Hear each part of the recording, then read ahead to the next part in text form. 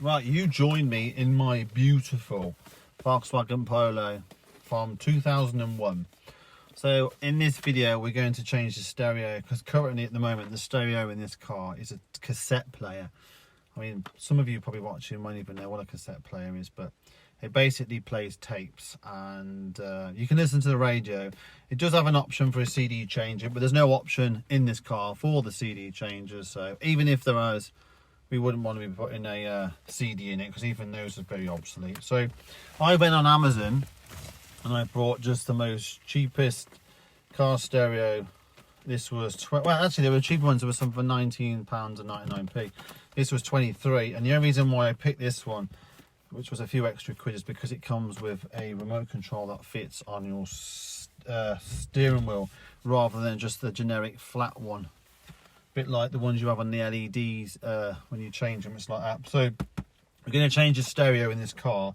So the purpose of changing it to this is because it will work on Bluetooth. So basically when you're in a car you can listen to your Spotify or your Apple iTunes or whatever you want to listen to, but it enables you to link your phone to it. There's obviously no mirror or anything like that, but you can listen to your music stream, and you can also answer and disconnect a call, so you've got hands-free. And there's also the option of plugging your phone into this and charging your phone. So rather than using the cigarette lighter, I think it has, yeah, it's got two USB ports, so you can charge devices. So that's, even if you didn't have the stereo, that's pretty good on its own. You can buy cheaper devices, but it's very unsightly if you have to have like a USB thing sticking out your cigarette lighter all the time, because you can't shut the flap. And I'll show you what I mean in a minute. So hopefully in this box is the little long prongs to get the old stereo out. So hopefully we can get this one out. But the reason why I'm installing this stereo in this car is because I bought this car at a salvage company, and I'm currently doing it up. So if you want to watch the build on this, you can. But I've done the interior and I've just cleaned it, and hence why you've got the plastic on the seats, because I'm trying to keep it clean. So I just thought that this car would be a bit more fitting if it had a better stereo. Just makes it that little bit more better to sell. And for 20 quid, well, 22 plus Amazon Prime, obviously I have to pay for that, but you know, next day delivery. Anyway, let's show you what we're going to be doing. Sorry if you can hear creakly noises, it's the plastic on the seats. So this is the unsightly stereo that I'm going to remove. I mean, to be fair, it's good condition. I have cleaned it and the car's come up really well, but it's just so poop. I mean, it does work. I'll turn it on. And there's a cassette in there. Funny enough, my son, who doesn't even know what a cassette is, found this cassette for me. And it is, I don't know, so I can't, it's all a bit, well, it's all a bit crappy, look. But anyway, it's got a cassette, but yeah, it does work. I can't play you anything because copyright reasons, but the cassette works, and but we're not, sometimes it works, sometimes, oh. Yeah, never mind anyway, it's just very crap.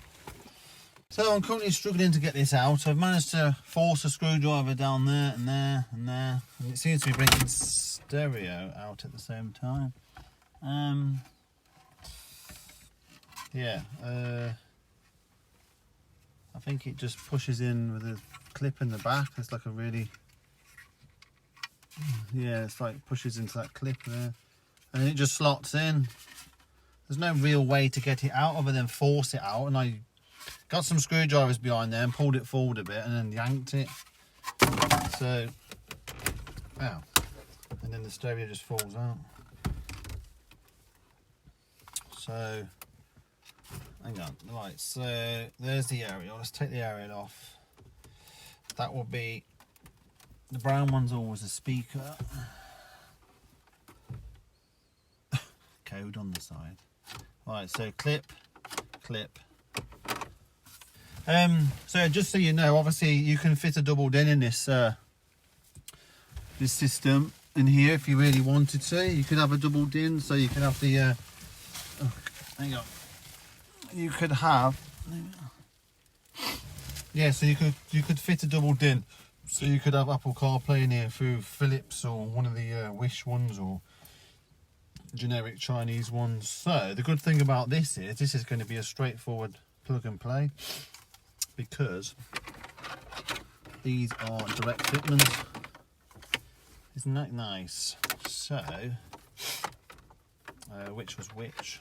Right, hopefully this video won't seem odd, but while filming this video for a stereo, which was in the first part, I'm not sure if I can include the right parts, but I had to change the stereo. The one I brought, it worked, and I filmed it all and plugged it in, and then at night time when you left the vehicle, the back light just stayed on. So I brought a new stereo and I've tested this one and it works fine.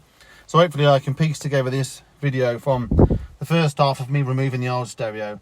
Hopefully I won't include the original stereo that I was putting in, and then hopefully I'll cut it in and then you'll get a bit of this. I do apologise for the rocking. It's on a tripod, but then it's also on a Osmo Mobile 3, so it's keeping it steady, but the car's rocking unfortunately, and even though the Osmo is holding the camera, stop it from wobbling, it can't stop the car from wobbling, so it doesn't detect that, and I can see it wobbling, and viewing back the video it does wobble a bit.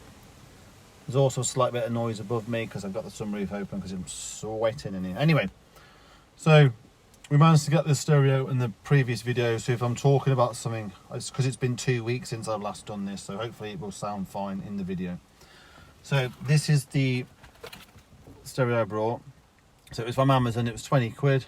It's Bluetooth, so you can listen to your music, i.e. Spotify, Apple, and you can also connect, obviously with your Bluetooth you can connect your hand free, so you can use it in your car. So I think it's better for this car, as this is 20 years old and doesn't have anything like that. And the old thing you saw was a CD player. No, the old stereo in there was a tape player, which is just ridiculous. The only thing I've had to do to make it work, it works, I've had to buy this conversion for the aerial, which was about £2, because that's the original adapter. And that's the adapter, that's the plug you get on these types of stereo. So all you got to do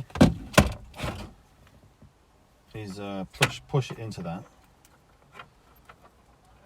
and then that literally just goes into the back of the stereo, and it's absolutely fine then. Anyway, so as you can see, that was the when I went to take the stereo out, the one that I brought, I couldn't get it out after putting that in, which you've just seen me put in. So I've actually got a new one now. And also when I put the other one in, I wasn't happy with the way it sat, so I'm going to try and do something else. I've looked there's some holes. I might be able to put some screws in the plastics on the side here without the stereo catching the screws on the way in. But yeah, so I do apologise if you've seen me do this bit, but as I said, there is 2 parts to this video, and this is the second part of a swap stereo. So I'm going to just poke all these bits round and hopefully they can all stay in. Right, so hopefully you can see I've put screws in, which is there. So much more easy, just put a screw in, and that holds the cage in, because these little tabs you get to hold it in are just useless. Right, there is some other bits of the tabs you can bend down. Don't seem to be making any good though. I suppose I might as well push them down as they're there. Sure they'll actually do anything.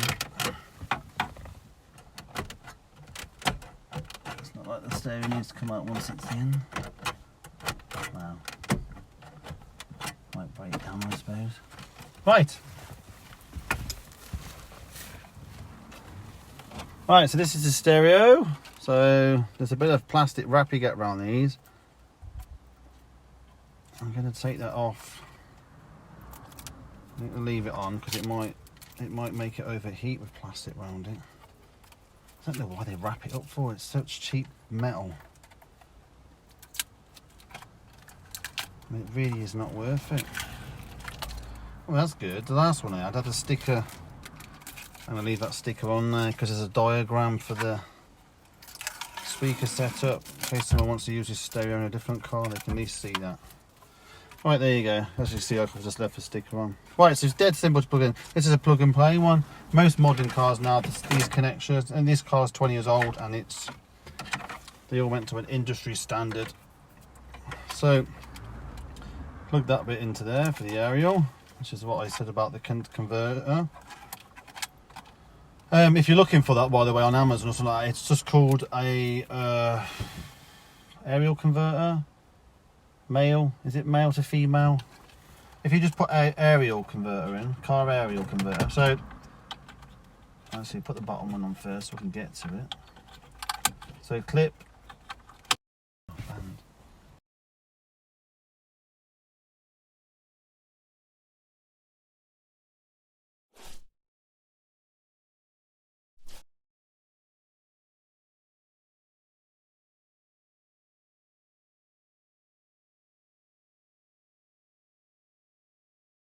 right, I'm just going to double check that my aerial is connected before I push it home.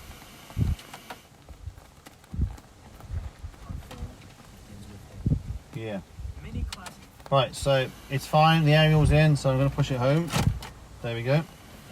That's it. Nothing exciting. It's a bit wonky, but you know, it's better than nothing. Right, so you've got your band here, which selects between AM and FM, FM2, FM1, FM3, and then you've got your mode up here, which selects between Bluetooth, AUX, which is there. You've also got a USB stick, so you can put your USB in there, and that will work. And back to your tuner. So to tune, all you got to do is hold the button down, and it will auto. Also, if you press this button here, it will do your bass settings, your treble. Sorry you can't see it very well, it's backlit. If you scroll through there, you got loud as well. You can turn loud on and off, and equalizer off. I find the equalizer off is better. If you do this auto, it gives you the preset for the colours. You've got yellow, blue, purple, indigo, white. I find white's the best because you can't really see on your horns. And that's basically it. I can't really demonstrate music through it, and I can't demonstrate the Bluetooth because I'm using my phone to record. But that is basically it. It works fully because I've tested it before, so it's fine. If you do need to take the stereo out, you got your little key things. If you break that little bit of plastic there and that one there, shove them down there and it will pull out. And that's it really, it's basic and easy. With this particular model, it does come with connectors if you've got a different setup to the stereo. I mean, some cars might be different, so yeah, you got those. And if you really want it, you got that, a remote which comes with a battery in it. I did have a different stereo which had a remote that went on the steering wheel, which was absolutely useless. It just wouldn't connect. And then there's a little diagram in there on the functions of the stereo, etc, etc. And that's it really. That's all you're going to do. Dead simple. I do hope this video looks okay. As I said, I've had to piece it together with different parts, and it should come out alright, I'm hoping. So I'm just going to shove them in the glove box, and that's it. Thank you for watching, and see you again. In fact, I will be installing one of these stereos in my latest purchased vehicle, so you'll get to see one again. So if that's something you want to see, obviously subscribe. Also, don't forget to give us a thumbs up because it also helps with the YouTube analytics and makes my channel grow. And it's growing slowly, but we're getting there. Anyway, thank you very much, and see you again next time.